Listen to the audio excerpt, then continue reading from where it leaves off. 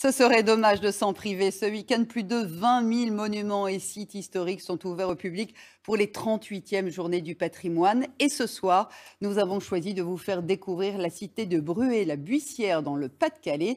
Elle témoigne du passé minier de la région. C'est l'une des premières cités ouvrières en France. Les anciens entretiennent la mémoire. Marianne Buisson, Loïc Wex. Au pied des terrils, c'est le coron le plus ancien du bassin minier. Et au milieu des briques rouges, la mémoire des gueules noires.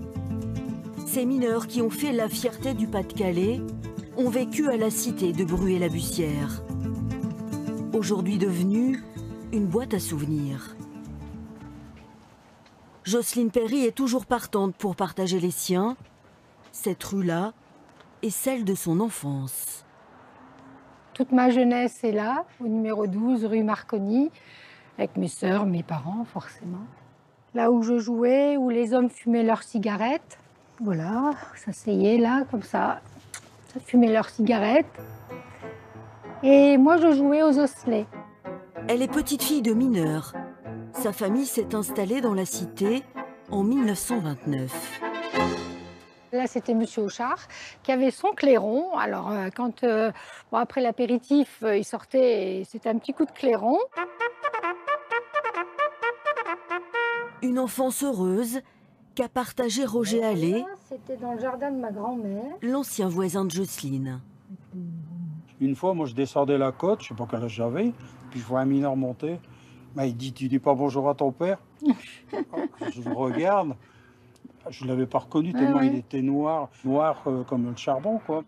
Le charbon rythme la vie des habitants dès la fin du 19e siècle. Des mines, des cités, du charbon et du blé, ce sont des paysages du Nord. C'est l'âge d'or du bassin minier. Les mines tournent à plein régime et embauchent à tour de bras de jeunes gens, pour la plupart venus de la campagne.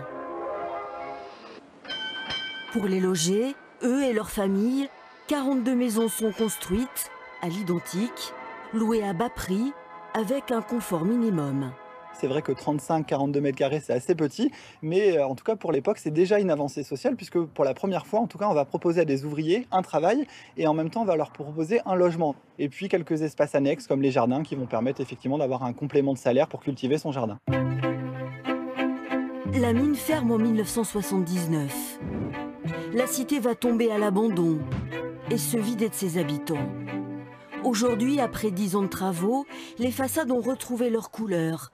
La cité accueille des artistes en résidence. Jocelyne, elle, revient en touriste dans la maison de son enfance. J'ai vécu bien heureuse ici. On va rentrer dans la partie salon. Ah là là, ces tapisseries. Que de souvenirs avec toutes les couches de tapisserie. À chaque fois, il fallait remettre une tapisserie les unes sur les autres parce que le mur était entorchi. Un peu nostalgique, mais aussi très fier de partager leur patrimoine avec ceux qui le visitent aujourd'hui.